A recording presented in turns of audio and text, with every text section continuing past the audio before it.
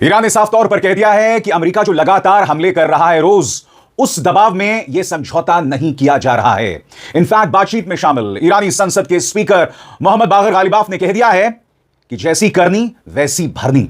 बड़ा सवाल, गालिबाफ ने ऐसा क्यों कहा है और ट्रंप आखिर क्यों कह रहे हैं कि डील पर जल्द हस्ताक्षर दस्तखत होने वाले हैं। इस बीच अमेरिका के अंदर ट्रंप की काबिलियत पर सवाल उठाए जा रहे हैं। वहां का मीडिया, वहां के लोग पूछ रहे हैं कि क्या वाकई डोनाल्ड ट्रंप अमेरिका के लिए एक अच्छी डील पर हस्ताक्षर कर पाएंगे। इन तमाम मुद्दों की चर्चा होगी दोस्तों, मगर सबसे पहले आपकी स्क्रीन पर मोहम्मद बागर गालिबाफ का यह बयान जो कहीं ना कहीं अमेरिका को चेतावनी है, वार्निंग है और नसीहत है। आप जिस भी निगाह से इसे देखना चाहें। मोहम्मद बागर गालिबाफ ने क्या कहा है आपके स्क्रीन पर, you reap what you sow, Iran parliamentary speaker warns US against breaking potential commitments. आसान लफ्जों में कहा जाए कि जैसी करनी वैसी भरनी। चेतावनी है कि जो कमिटमेंट्स किए हैं अगर तुम उससे पीछे हटे तो इसकी बहुत बड़ी कीमत चुकानी पड़ेगी। मोहम्मद बागर गालिबाफ ने क्या कहा, आइए उसे समझने की कोशिश करते हैं आपकी स्क्रीन पर। ईरान की संसद यानी मजलिस के स्पीकर ने अमेरिका को वार्निंग दी है कि अगर वॉशिंगटन इस्लामिक रिपब्लिक के साथ होने वाले संभावित समझौते या मेमोरेंडम ऑफ अंडरस्टैंडिंग के तहत कोई वादा करता है तो उसे हर हाल में निभाना होगा। मोहम्मद गालिबाफ ने शुक्रवार को एक्स पर लिखा, जो वादे किए जाएं उन्हें निभाया भी जाए, ना कोई अगर, ना मगर, ना कोई बहाना। उन्होंने आगे कहा, आगे जो भी संभावित समझौता है उसके लिए यही एक रास्ता है, जैसा बोगे वैसा काटोगे। मगर सबकी निगाह दोस्तों ईरानी विदेश मंत्री अब्बास अराक्ची पर है। अब्बास अराक्ची जो कि इस मेमोरेंडम ऑफ अंडरस्टैंडिंग पर काम कर रहे हैं अपने कतर के रिप्रेजेंटेटिव के साथ, और जाहिर सी बात है इसके पीछे पाकिस्तान का भी एक बहुत बड़ा हाथ है। अब्बास अराक्ची ने कहीं ना कहीं इशारा किया कि दरअसल ये पूरा मामला किस तरफ जा रहा है। गौर फरमाएं, अराक्ची ने क्या कहा। अराक्ची ने कहा कि बातचीत का दूसरा चरण 60 दिनों तक चलने की उम्मीद है, लेकिन अगर दोनों पक्ष प्रगति से संतुष्ट नहीं रहे, यानी कि बातचीत में हुए प्रोग्रेस से सैटिस्फाइड नहीं रहे, तो इसे आगे भी बढ़ाया जा सकता है। हालांकि अगर इस दौरान तरक्की नहीं हुई तो यह प्रक्रिया किसी अंतिम समझौते तक नहीं पहुंचेगी। ऐसे में हालात वहीं लौट जाएंगे जहां एमओयू यानी मेमोरेंडम ऑफ अंडरस्टैंडिंग से पहले थे। विदेश मंत्री ने यह भी याद दिलाया कि पहले भी विरोधी पक्ष कई बार अपने वादों और समझौतों पर कायम नहीं रहा है। बकौल अराक्ची, हम ऐसे पक्षों से बात कर रहे हैं जो अपनी जिम्मेदारियों को पूरी तरह निभाने के लिए जाने नहीं जाते। उन्हें जब भी मौका मिलता है वे अपने वादे तोड़ देते हैं। दोस्तों ईरान साफ तौर पर अपने रेडलाइंस की बात कर रहा है, अपनी लक्ष्मण रेखाओं की बात कर रहा है, जिसको लेकर वो अमेरिका को कह रहा है कि इससे पार मत कीजिए। बात वहां नहीं रुकती, वो खुद भी कह रहा है कि हम एक हद के बाद समझौता नहीं करेंगे। ट्रंप बड़ी बड़ी बातें कर रहे हैं। इस बीच कल ही मैंने आपको एक्सिस की रिपोर्ट बताई थी कि अब डोनाल्ड ट्रंप इस बात को लेकर राजी हो गए हैं कि यूरेनियम का जो डिप्लीशन होगा वो ईरान के अंदर ही होगा, यानी कि उसे अमेरिका के सुपुर्द नहीं किया जाएगा। और मैंने आपको बताया था कि यह बहुत बड़ी जीत है। ईरान ने यह भी कहा है कि यह जो समझौता हो रहा है हम दबाव में नहीं कर रहे हैं। यह मत सोचिए कि अमेरिका जो रोज हमले कर रहा है, रोज सो कॉल्ड सर्जिकल स्ट्राइक कर रहा है, उसी के चलते समझौता किया जा रहा है। ईरान ने इस बारे में क्या कहा है दोस्तों आपके स्क्रीन पर। ईरानी अमेरिकी दावे को खारिज कर रहे हैं कि हालिया हमलों के दबाव में तेहरान समझौते के लिए तैयार हुआ है। और मैं चाहूंगा कि आप अल जजीरा की इस रिपोर्ट के इस खास हिस्से पर गौर करें जिससे हालात साफ हो जाते हैं। गौर फरमाएं, ईरानी इस अमेरिकी दावे को न तो मानते हैं और न ही स्वीकार करते हैं, एक्सेप्ट करते हैं कि पिछले कुछ दिनों से सैनिक दबाव की वजह से उन्होंने इस समझौते पर दस्तखत करने का फैसला किया। उनका कहना है कि यह समझौता तो पाकिस्तान के मीडिएशन के जरिए कुछ हफ्तों पहले ही मेज पर आ चुका था। ईरान इस पर सहमत भी हो गया था, लेकिन बाद में अमेरिका और बदलाव मांगने लगा। इसी वजह से ईरान को अमेरिकी संशोधन प्रस्तावों का अध्ययन यानी कि उसे पढ़ने में समय लगा और समझौते में देरी हुई। ईरानियों का मानना है कि समझौते से उन्हें कई बड़े फायदे मिलने वाले हैं, जिनमें हॉर्मुज स्ट्रेट पर किसी हद तक कंट्रोल बनाए रखना, भविष्य में सैंक्शंस का हटना और जमी हुई विदेशी संपत्तियों का अनफ्रीज होना शामिल है। साथ ही इस पूरी बातचीत में ईरान की मिसाइल काबिलियत पर कोई चर्चा नहीं हो रही है, जिसे यहां के नेता एक बहुत बड़ी जीत मान रहे हैं। इसलिए ईरानी नेतृत्व का मानना है कि ईरान इस युद्ध और समझौते से पहले के मुकाबले कहीं ज्यादा मजबूत और बेहतर हालात में दिख रहा है। तो गौर फरमाइए दोस्तों, नंबर 1 यूरेनियम संवर्धन, यूरेनियम एनरिचमेंट, न्यूक्लियर वेपन। इस मुद्दे पर जो ईरान चाहता था वो हो रहा है। और उससे भी बड़ी बात याद कीजिएगा, डोनाल्ड ट्रंप लगातार कह रहे हैं कि भाई ईरान के पास मिसाइल भी नहीं हो सकते। क्यों नहीं हो सकते? ताकि तुम जब चाहो हमला करो और वो तुमसे कहें कि जहापना तुसी ग्रेट हो, आओ तोहफा कबूल करो। सवाल ही नहीं पैदा होता दोस्तों, और इसीलिए ईरान इसे बहुत बड़ी जीत मान रहा है। आपका ध्यान में खींचना चाहूंगा सीएनएन के इस एडिटोरियल की तरफ, और यहां पर कहा जा रहा है कि क्या ट्रंप वाकई अमेरिका के लिए एक अच्छी डील हासिल कर सकते हैं।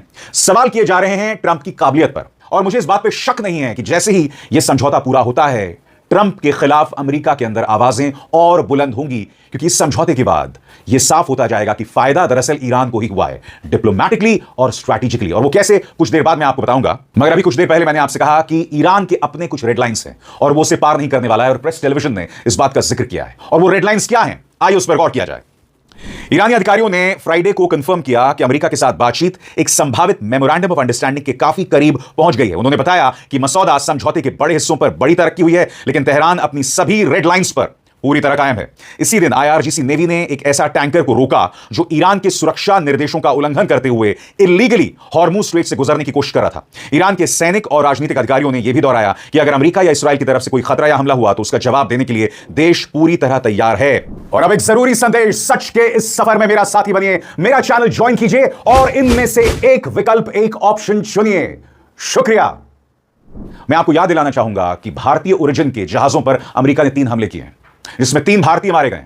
हमारे प्रधानमंत्री अब तक खामोश हैं। डोनाल्ड ट्रंप 12 साल पूरा होने पर मोदी जी को बधाई देते हैं और हमारे प्रधानमंत्री खामोश रहते हैं। जी हां, कोई कुछ नहीं बोलता है। एस जयशंकर कल एक बातचीत में बैठे हुए थे, एक पैनल डिस्कशन कर रहे थे, वहां पर भी वो इस मुद्दे पर खामोश रहे। इससे ज्यादा शर्मनाक क्या हो सकती है? और ईरान इसी बात का इशारा कर रहा है। कल ईरानी विदेश मंत्री इस्माइल बागाई ने इसी को लेकर अमेरिका की आलोचना की थी और ईरान यही कह रहा है कि हम कोई ताबड़तोड़ हमले नहीं कर रहे हैं, हम वार्निंग दे रहे हैं और हम पहले से कर रहे हैं। मगर अमेरिका जानबूझकर ऐसे शिप्स पर निशाना साध रहा है जो मिलिट्री नहीं हैं, जिनका मकसद सैनिक नहीं है। और सबसे बड़ी बात, ये भारत की शिप्स हैं, भारतीय ओरिजिन के शिप्स हैं, क्योंकि हमें बताया जा रहा है कि प्राइम मिनिस्टर मोदी विश्वगुरु हैं। इसके बावजूद अमेरिका हमला कर रहा है। और ये पहली बार नहीं, याद कीजिएगा, अमेरिकी टॉर्पीडो ने इंडियन ओशन में एक ईरानी जहाज पर निशाना साधा था जब 40 दिन का युद्ध चल रहा था और कई ईरानी नौसैनिक नेवल ऑफिसर्स मारे गए थे। और ये जो जहाज है वो भारत से लौट रहा था। भारत के विशाखापट्टनम में एक बहुत बड़ा आयोजन था नेवल ऑपरेशंस का। ये लोग वापस लौट रहे थे और इंडियन ओशन में अमेरिकियों ने अपने टॉर्पीडो से मार गिराया था। अब आप मुझे बताइए, दबंगई कौन कर रहा है, दादागिरी कौन कर रहा है, जुल्म कौन कर रहा है? और इसी बात का इशारा ईरान कर रहा है। और जहां तक अमेरिका की बात है, अमेरिका को ऐसा लग रहा है कि बार बार मिसाइल के जरिए हमले करके, ईरान पर हमला करके, वो भी बातचीत के दौरान, वो अपने आप को स्ट्रॉन्गमैन और एक दादा के तौर पर कायम कर पाएगा। इसका सबूत है CNN की रिपोर्ट जो कहती है US says it downed multiple Iranian drones after Trump and Tehran signal an agreement is close। यानी कि ड्रोन से हमला भी करेंगे और ये भी कहेंगे कि समझौता होने वाला है। ऐसा कैसे? गौर फरमाएं। अभी हालात क्या हैं? समझौते की कोशिश के बीच ड्रोन गिराए गए। व्हाइट हाउस ने संभावित समझौते को लेकर उम्मीद जताई और कहा कि उसे भरोसा है कि तेहरान और इस्राएल दोनों इसका समर्थन करेंगे। इसी बीच अमेरिकी सेना ने दावा किया है कि उसने हॉर्मुज के पास कई ईरानी ड्रोन मार गिराए। मगर अभी भी कई सवाल बाकी हैं। अमेरिकी राष्ट्रपति डोनाल्ड ट्रंप ने शुक्रवार को ईरानी सरकारी मीडिया की उन रिपोर्ट्स पर नाराजगी जताई जिसमें समझौते की शर्तों का जिक्र अमेरिकी दावों से बिल्कुल उलट था। इससे बातचीत को लेकर अनसर्टेनिटी बढ़ गई है। अब यह साफ नहीं है कि ईरान के सर्वोच्च नेता ने इस समझौते को मंजूरी दी है, यानी मुश्तबा खामेनी ने मंजूरी दी है या नहीं। हालांकि ईरान के विदेश मंत्रालय संकेत दे चुका है कि समझौते का एक ढांचा अब बहुत करीब पहुंच चुका है। ऐसे में एक सवाल कि आगे क्या होगा? एक अमेरिकी अधिकारी के मुताबिक मेमोरेंडम ऑफ अंडरस्टैंडिंग पर दस्तखत होने के बाद उसके लागू करने और बाकी बचे मुद्दों पर 60 दिनों की और तकनीकी बातचीत होगी। सूत्रों का कहना है, सोर्सेस का कहना है कि आने वाले दिनों में स्विट्जरलैंड में हस्ताक्षर समारोह हो सकता है, जबकि ईरान के विदेश मंत्री ने संकेत दिया है कि सिग्नेचर ऑनलाइन या दूर से भी किए जा सकते हैं। मगर मैंने कहा ना दोस्तों, इस पूरे मामले में 3 किरदार हैं, ईरान, अमेरिका और इस्राएल। इस्राएल जो दूर से इस पूरे तमाशे को देख रहा है और वो पूरी तरह से कोशिश करेगा कि किसी भी कीमत पर इस डील को सैबोटाज किया जाए। ट्रंप की हालत बहुत पतली है, वो चाहते हैं समझौता हो जाए, वो देश को बता सकें कि मुझे जीत मिली है, मगर उनकी देश की जनता खुद विश्वास नहीं करती कि इस जंग से अमेरिका को फायदा हुआ है। इनफैक्ट CNN सवाल कर रहा है कि क्या डोनाल्ड ट्रंप अमेरिका के लिए एक वाजिब डील ला पाएंगे? अमेरिका को फायदा होगा? और इसमें बाकायदा कई मुद्दों का जिक्र किया जा रहा है। यूरेनियम एनरिचमेंट की बात की जा रही है, ईरान के फ्रोजन फंड्स की बात की जा रही है, प्रॉक्सी ग्रुप्स की बात की जा रही है कि इन तमाम मुद्दों पर कहीं ना कहीं डोनाल्ड ट्रंप ने समझौता कर लिया है। गौर फरमाएं। सबसे पहले परमाणु कार्यक्रम पर ट्रंप प्रशासन यह संदेश दे चुका है कि ईरान अपने परमाणु कार्यक्रम को खत्म करने और अनिश्चित काल तक परमाणु हथियार न बनाने पर सहमत हो रहा है। लेकिन अगर यह सच भी है तो सबसे बड़ा सवाल ये सब कैसे होगा और फ्यूचर में इसकी निगरानी और कॉन्फर्मेशन कैसे किया जाएगा? पहले भी यही मुद्दा बड़ा विवाद बना था। इन बारीकियों पर सहमति बनाने में कई हफ्ते लग सकते हैं। और यहां पर अब दूसरा मुद्दा है संवर्धित यूरेनियम यानी एनरिच्ड यूरेनियम, और यहां पर भी ट्रंप को मुंह की खानी पड़ रही है, ऐसा CNN कह रहा है। गौर फरमाएं। ट्रंप ने एक समय सुझाव दिया था कि अमेरिकी सेना परमाणु सुविधाओं को बस सील कर सकती है और उनकी निगरानी कर सकती है। उन्होंने अप्रैल में कहा था वो इतनी गहराई में है कि मुझे उसकी परवाह नहीं है। एक और ऑप्शन पर भी चर्चा हो रही है जिससे ईरान खुश है। यूरेनियम को डाउन ब्लेंड किया जाए, यानी कि उसके एनरिचमेंट की मात्रा कम कर दी जाए ताकि वो हथियार स्तर का ना रहे। हालांकि ऐसा यूरेनियम ईरान के पास ही ईंधन के रूप में रह सकता है। अब बात की जाए फ्रोजन फंड्स की। इसको लेकर बात हो रही है $24 अरब की। यह रकम $24 अरब की। ईरान कह रहा है $12 अरब आप पहले दो और $12 अरब दूसरी खेप में। यहां पर भी काफी कंफ्यूजन है अमेरिकी रुख में। कैसे? गौर फरमाएं। ट्रंप शायद शब्दों का खेल खेल रहे हैं। वो संपत्तियां यानी कि तमाम जो प्रॉपर्टीज हैं अनफ्रीज करने और नकद पैसा देने को अलग अलग बता रहे हैं। यही रास्ता शायद ट्रंप प्रशासन अपनाने की कोशिश कर रहा है। कम से कम उपराष्ट्रपति जेडी वैंस के बयान से यही लगता है। कल उन्होंने कहा था कि ईरान को कैश नहीं मिलेगा, लेकिन साथ ही यह भी कहा कि सिर्फ समझौते पर दस्तखत करने या बैठक में शामिल होने के लिए कोई फंड जारी नहीं किया जा रहा है। इससे यह संकेत मिलता है, यह सिग्नल मिलता है कि किसी भी फेज पर ईरान की जमा हुई रकम जरूर खोली जा सकती है। और सबसे बड़ी बात, हिजबुल्लाह और हमास, ये वो प्रॉक्सी ग्रुप्स हैं जिनका ईरान खुलकर समर्थन करता है गजा में, लेबनान में। अब खबर क्या आ रही है मैं आपको बताता हूं। प्रॉक्सी ग्रुप्स को लेकर भी जो तेवर ट्रंप ने अपनाए थे वो कमजोर पड़ रहे हैं। हिजबुल्लाह और हमास दोनों को अमेरिका टेरर ग्रुप्स मानता है। अब ट्रंप कुछ दिनों पहले, आपको याद होगा, इसी प्लेटफॉर्म पे मैंने आपको बताया था और कहा था कि हम हिजबुल्लाह से भी बातचीत कर रहे हैं। आप जिसे टेरर ग्रुप्स बताते हैं आप उससे बात कर रहे हैं, आप जिन्हें आतंकवादी बताते हैं आप उनसे बात कर रहे हैं। गौर फरमाएं, 2 महीने पहले ही ट्रंप ने दावा किया था कि ईरान उनकी सभी मांगों को मानने को राजी हो गया है। इससे यह भी शामिल था कि ईरान अपने सभी प्रॉक्सी ग्रुप्स को समर्थन देना बंद करेगा। लेकिन बाद में ट्रंप और उनके प्रशासन ने इस मुद्दे पर बात करना बंद कर दिया।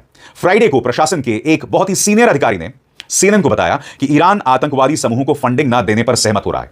लेकिन अगर यह सच भी है तो असली सवाल यही है कि इसका प्रैक्टिकल मतलब क्या है और इसकी जांच पड़ताल कैसे होगी। और ट्रंप को अगर इस मुद्दे पर कोई ठोस व्यवस्था नहीं मिलती, कोई कॉन्फर्मेशन नहीं मिलता, तो इसका मतलब यह होगा कि वो युद्ध की शुरुआत में घोषित अपने 4 मेन ऑब्जेक्टिव्स में से एक को भी हासिल करने में नाकाम रहे हैं। इसलिए डोनाल्ड ट्रंप के बारे में कहा जा रहा है कि तुमने जिसलिए युद्ध शुरू किया था, अब तुम कह रहे हो स्ट्रेट ऑफ हॉर्मुज खोलो। मगर स्ट्रेट ऑफ हॉर्मुज 28 फरवरी से पहले खुला हुआ था। वहां पर कोई टोल नहीं था, वहां किसी का कंट्रोल नहीं था। ईरान यह मानकर चल रहा है कि स्ट्रेट ऑफ हॉर्मुज पर उसका टोटल कंट्रोल होगा, जिससे पता चलता है कि 28 फरवरी के बाद जो 40 दिन का युद्ध हुआ, ईरान और मजबूत बनकर उभरा है और ट्रंप के हाथ में कुछ नहीं है। अब इसार शर्मा को दीजिए इजाजत। नमस्कार।